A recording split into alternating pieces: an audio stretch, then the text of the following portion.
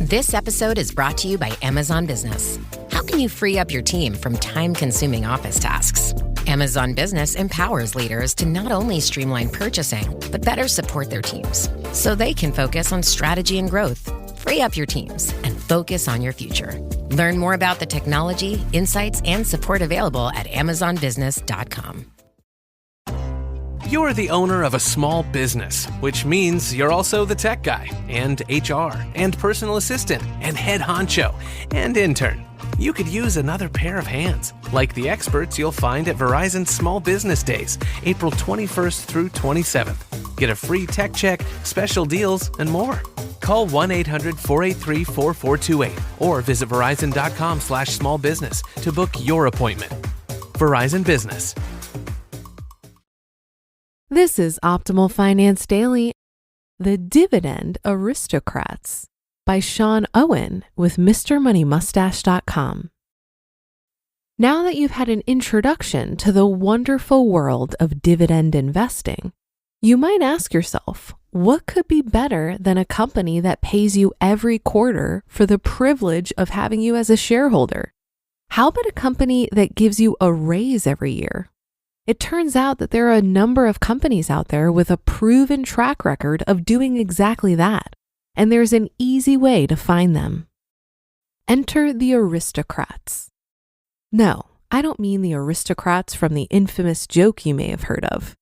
The S&P Dividend Aristocrats is an index that consists of companies that have raised their dividends every year for at least 25 years in a row.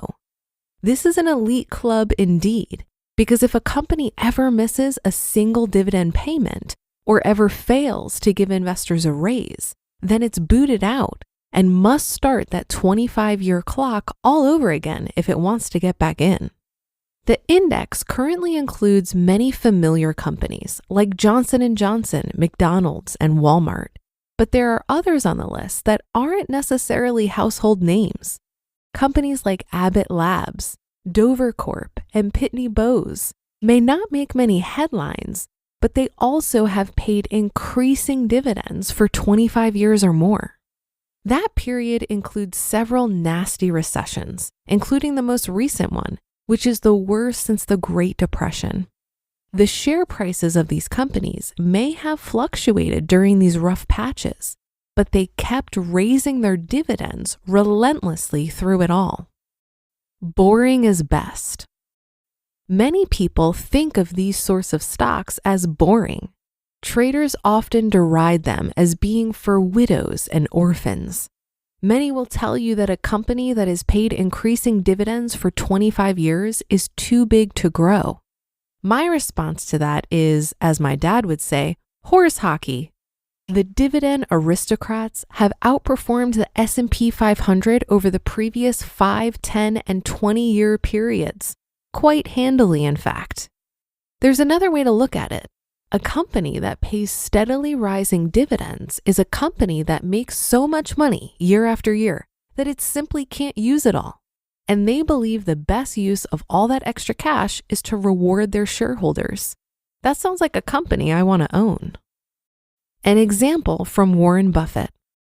For a great illustration of the amazing power of dividend growth investment in general, and dividend aristocrats in particular, we need look no further than the world's greatest investor.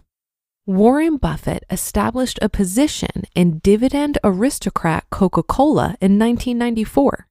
Check out his comments on that investment from a letter to Berkshire Hathaway shareholders. Quote, Coca-Cola paid us $88 million in 1995, the year after we finished purchasing the stock. Every year since, Coke has increased its dividend.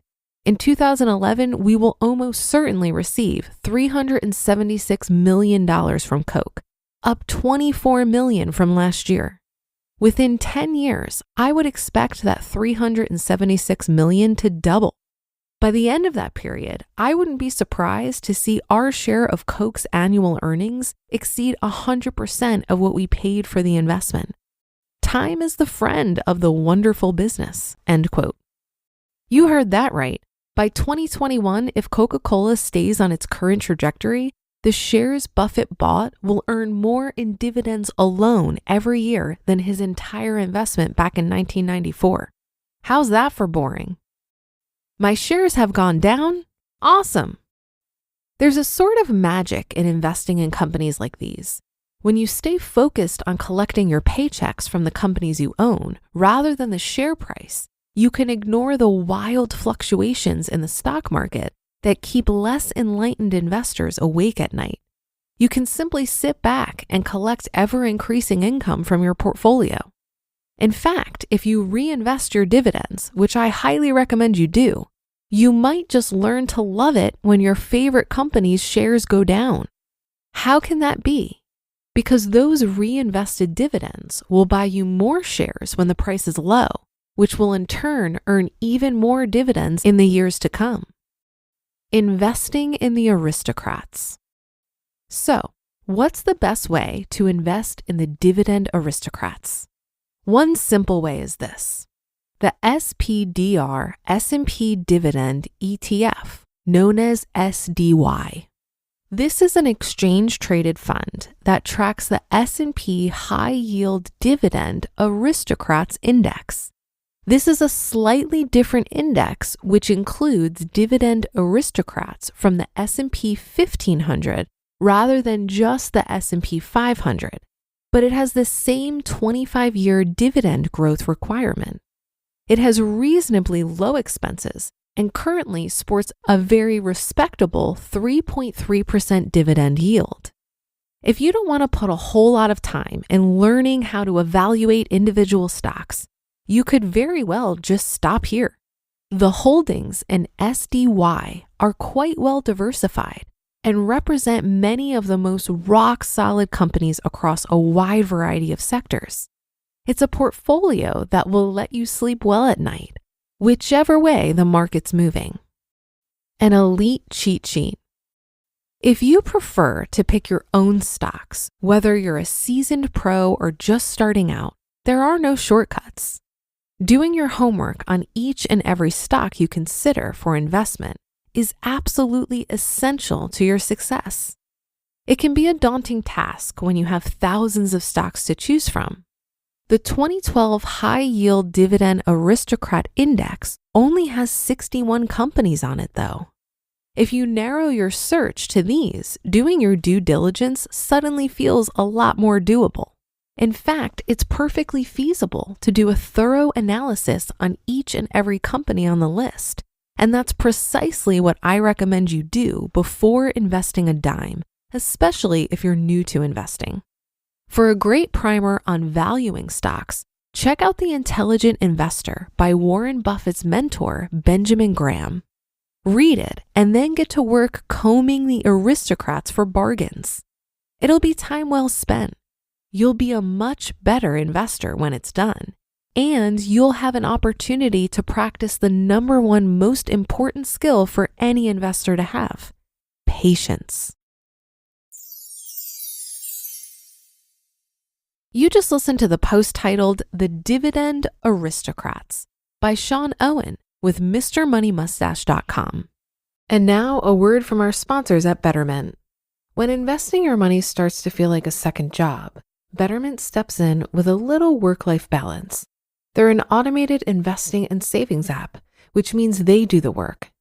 While they build and manage your portfolio, you build and manage your weekend plans. While they make it easy to invest for what matters, you just get to enjoy what matters. Their automated tools simplify the complex and put your money to work, optimizing day after day and again and again. So go ahead, take your time to rest and recharge, because while your money doesn't need a work-life balance, you do. Make your money hustle with Betterment.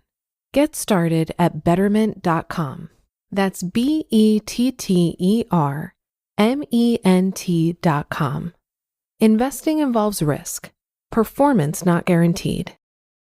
When I started my conference, it felt like diving into the deep end. Each day brought new challenges: design, sales, marketing, and I was drowning in decisions. Finding the right tools became my lifeline. For millions of entrepreneurs, that essential tool is Shopify. Shopify powers millions of businesses worldwide and handles 10% of all e-commerce in the US.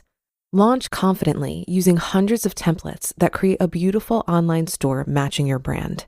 Create content effortlessly with Shopify's AI tools that write compelling descriptions, craft headlines, and enhance photography. And market like a pro without a team. Plus, Shopify's experience covers everything: inventory, shipping, returns, and beyond. If you're ready to sell, you're ready for Shopify. Turn your big business idea into with Shopify on your side. Sign up for your $1 per month trial and start selling today at shopify.com/OFD. Go to shopify.com/OFD. Shopify.com/OFD. I found this article pretty interesting because I don't spend much time thinking about dividends. But my curiosity over this article led me down the rabbit hole of some pretty interesting debates on the interwebs. Basically, there are a number of things a company can do with their profits. They can pay them out as dividends. They can use them to build the company. They can buy back their own shares, or they can buy other companies. When a company chooses to use their profit to pay dividends, it's great for shareholders in the short term, but there's an opportunity cost there because that's money that's gone forever. And that's money that they could have used to grow the company. So depending on how you look at it, choosing to focus on dividend stocks could be seen as trading growth for income. The other thing to consider is that in a taxable brokerage account, you will be paying taxes on those dividends every year, even if you reinvest them. The good news for those in the 15% or lower tax brackets, qualified dividends are taxed at 0%. But for those in the 25% and higher brackets, you will be paying tax on it. And ordinary dividends are taxed at your regular marginal rate, same as any other income. So people already earning a high income might not find a focus on dividend investing as advantageous due to the tax implications. It seems to me that many buy and hold investors don't prefer a focus on investments that pay dividends because it's more beneficial to control income for tax purposes when drawing down on a portfolio. When you receive a dividend, you have no control over the size of the dividend or the timing of receiving it. And 100% of the money you receive will be considered income, whereas when you sell shares, only the difference in cost from your purchase price may be subject to taxes. And you can much better control when you receive that income when selling shares to ensure it's not bumping you up into a higher tax bracket. I'm seeing a lot of pros and cons to an investment strategy that focuses on dividends, and it's all highly dependent on your circumstances and preferences. That should do it for today. Have a happy rest of your day, and I'll see you on the Friday show tomorrow, where your optimal life awaits.